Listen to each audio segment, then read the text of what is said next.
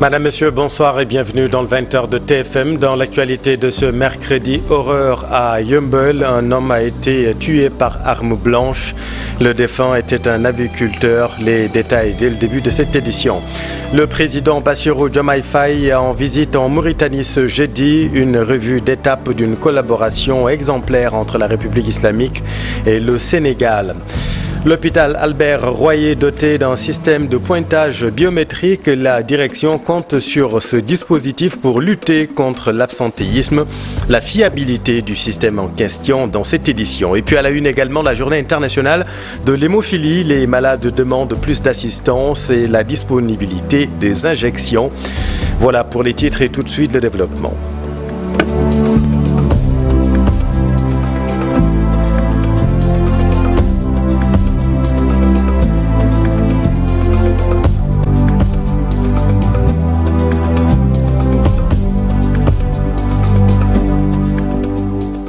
Bonsoir à tous. Horreur à Yeumbeul, un homme a été poignardé par arme blanche, a été tué par arme blanche la nuit dernière.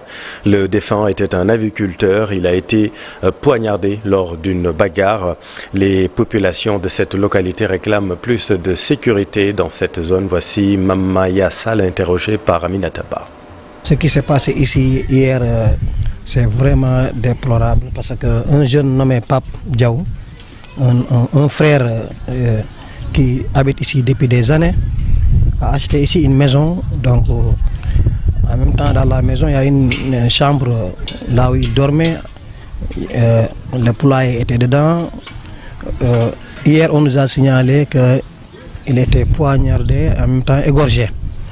Donc franchement c'est vraiment triste pour Yeumbeul Nord, pour Darou Salam 6 à la Baïna. Donc franchement, nous demandons à que les autorités nous aident aussi à faire des lumières aussi parce que ça manque des lampadaires. Donc c'est un quartier aussi, il y a de l'insécurité, surtout ici à Porte Bleue, Arebaï aussi, donc il y a le manque de sécurité là-bas. Parce qu'un jeune homme égorgé donc, dans un quartier, là où il y a beaucoup d'habitants, donc franchement nous demandons de l'aide à les autorités aussi. Et bon, la police est venue ici hier faire l'enquête, mais pour le moment, Darou Salam 6, nous tous, on a peur le fait que maintenant les gens entrent ici, égorgent les gens et sortir, donc on ne sait pas c'est qui. L'autre grand titre de cette édition, le président Bassirou Diomaye Faye attendu en Mauritanie en visite officielle ce jeudi. Une revue d'étape d'une collaboration exemplaire entre la République islamique et le Sénégal. C'est un voyage aux enjeux économiques multiples entre le Sénégal et la Mauritanie. Le point avec Fatima Touré. La Mauritanie, première visite officielle hors de nos frontières du président Bassirou Diomaye Diakhar Faye après son élection. Un choix tout à fait légitime, tant sur le plan économique que social, selon cet enseignant-chercheur au département d'histoire à l'UCAT. Si on se base sur ce qu'ils partagent ensemble en tant que ressources naturelles, on peut le comprendre automatiquement. C'est géopolitique, c'est économique, mais moi ce qui m'intéresse le plus dans ce choix, c'est de montrer aussi les liaisons qui existent entre les peuples mauritaniens de manière générale et le Sénégal tel qu'il se présente.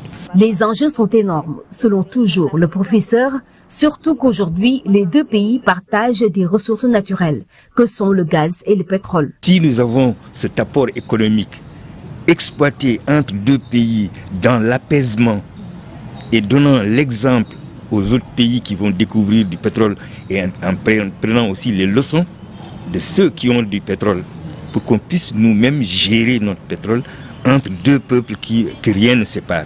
D'ailleurs, le projet de pont est là. Donc, ce qui fait que je crois qu'il y a des passerelles importantes à mettre en place entre la Mauritanie et le Sénégal. Pour le professeur Gaïdé, ce premier acte témoigne à suffisance la volonté du régime de consolider la politique du bon voisinage. Le président Bassirou Diomaye Faye est un exemple actuellement en Mauritanie, d'autant plus qu'il y a des mouvements qui veulent reprendre les idées principales qui ont permis au duo qui dirige aujourd'hui le Sénégal d'être leur miroir.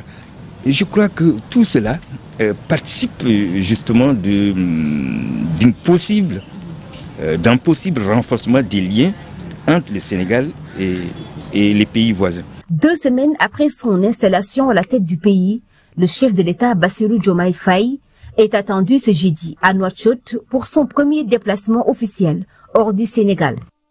La coopération entre le Sénégal et la Mauritanie, c'est aussi dans le secteur de la pêche. À Guet-Ndar, ville de pêcheurs, les attentes sont immenses. Les professionnels de la pêche veulent le règlement définitif des problèmes qui surviennent souvent. Voyons tout cela avec Ousseynou Diop et Abid Sek. La visite du président de la République du Sénégal, Bassirou Diomaye Faye, en Mauritanie est une bonne chose pour Vieux Morgueil, l'un des responsables des pêcheurs de Guet-Ndar. Selon lui, cette visite sera une occasion pour le nouveau président sénégalais de discuter des licences et contrats de pêche avec les autorités mauritaniennes. On attend beaucoup de choses de cette visite. Les pêcheurs de Guet-Ndar veulent surtout une révision des contrats sur les licences de pêche. Nous voulons aussi des licences pour les petites pirogues. Pour les affrètements également, il faut réviser les contrats. Pour les acteurs de la pêche, beaucoup de problèmes freinent les relations entre les deux pays. Par exemple, pour la quinzaine, on paye beaucoup d'argent. Parfois, après 2 semaines de travail, on rentre bredouille. On est obligé d'emprunter de l'argent pour payer nos dettes. Entre le Sénégal et la Mauritanie, je peux dire que nous sommes un seul peuple. Il faut qu'il discute avec son homologue mauritanien pour que les Sénégalais puissent être traités au même pied d'égalité que les Mauritaniens. Je demande au président Bassirou Diomaye Faye de discuter avec le président mauritanien de tous les problèmes que nos compatriotes rencontrent là-bas. Nous avons confiance en lui. Les pêcheurs de Guet-Ndar plaident également pour le retour des centaines d'embarcations arraisonnées en République islamique de Mauritanie et veulent que le chef de l'État prenne en charge cette doléance vieille de plusieurs années. Nous avons beaucoup de pirogues entre Nouadhibou, Nouakchott et Ndiago. Nous voulons recevoir ce matériel. Beaucoup de familles sont pauvres parce que tout simplement leur matériel de pêche est en Mauritanie. Le président Bassirou Diomaye Faye doit se rendre en Mauritanie dans les heures à venir. Chez les pêcheurs de Guet-Ndar, les attentes sont immenses pour développer le secteur de la pêche qui ne nourrit plus son homme depuis des années. Le président Bassirou Diomaye Faye attendu donc en Mauritanie ce jeudi. Il va revenir à Dakar dans la soirée. Tout autre chose, l'autre grand titre de cette édition, célébration de la journée mondiale de l'hémophilie à Saint-Louis. Les malades de la capitale du Nord demandent aux autorités plus d'assistance et la disponibilité des injections.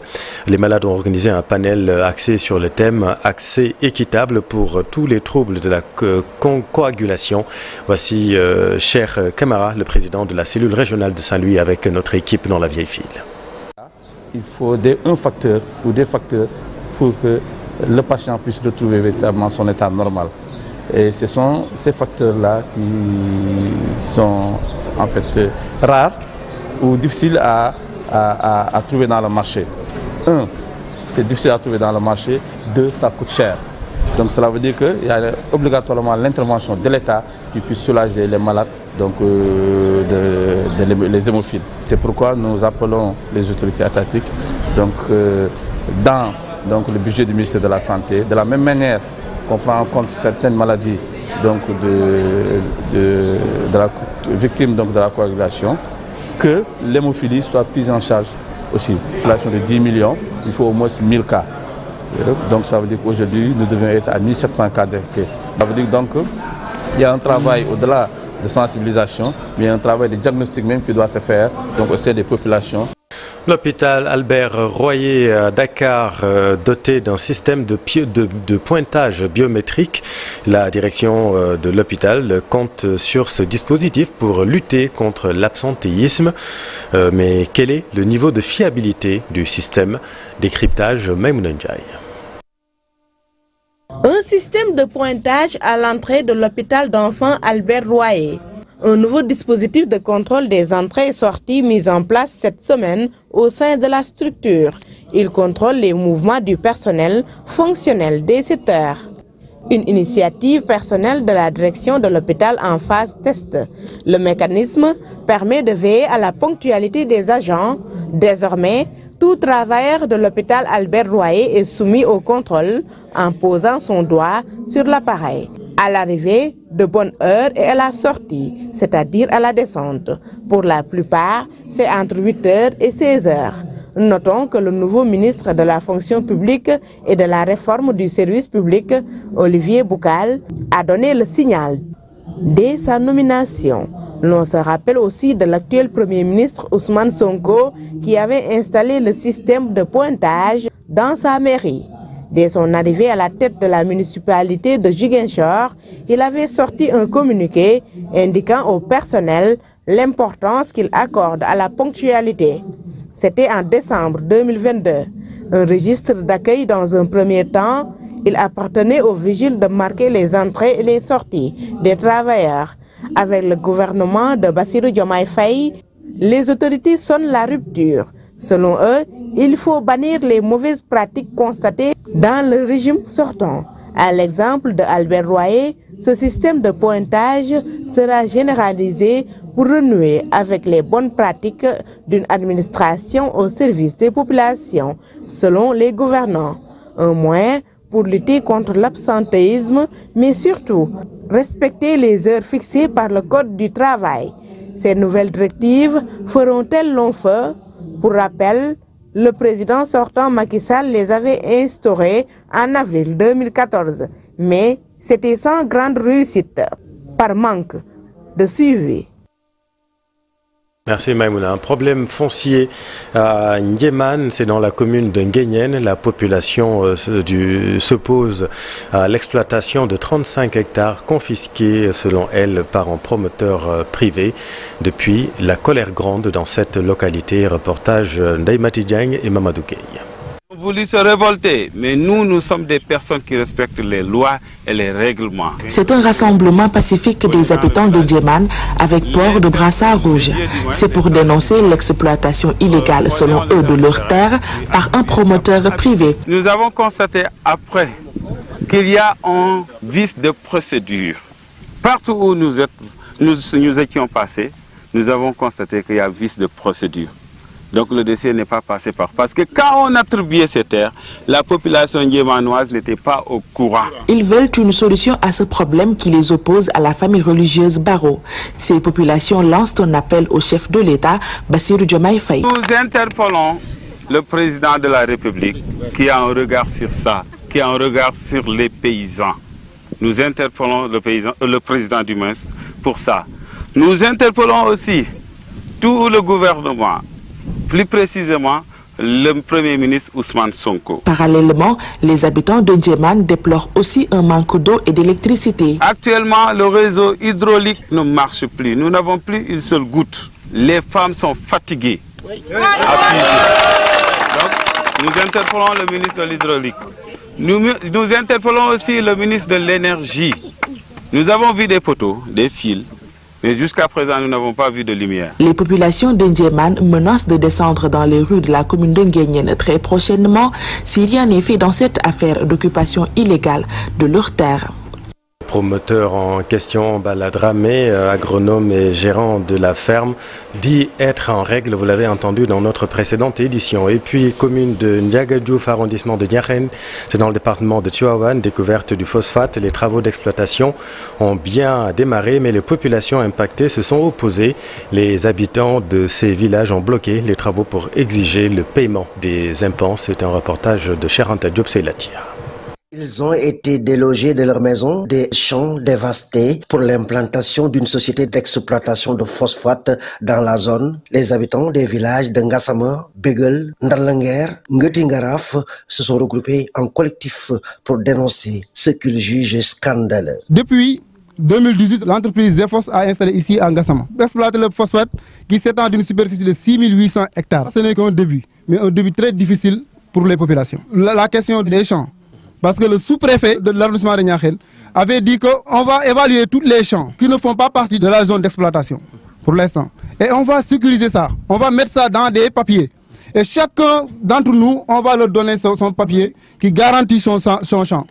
Mais jusqu'à présent, on n'a rien grossi, on n'a rien vu. Nous, population de Ngassama, aujourd'hui, on est là dans le site, nous revendiquons nos droits. On nous a déguerpis. Vraiment, on est fatigués. Pire, selon eux, un site a été aménagé pour reloger les impactés. Mais le site manque de tout. Depuis que l'entreprise nous a déplacés ici et nous a emmenés là-bas à Galbert, dans notre site de recasement à Kébémer. On avait signé beaucoup de protocoles. Les autorités n'ont pas respecté ces accords-là. Compte tenu de tous ces facteurs, les impactés ont élu domicile au niveau du site d'exploitation. Ils ont immobilisé les caterpillars, dampers et autres matériels en attendant l'intervention du sous-préfet de l'arrondissement de Niakhène et du maire de Ngandiouf. C'est la fin de cette édition. Merci infiniment de l'avoir suivi. Je vous retrouve dans un tout petit instant pour Soir d'Info la suite avec Alun Tine, fondateur de Africadium Center, pour notre émission de ce soir. Restez avec nous. Vous êtes au bon endroit. À tout de suite.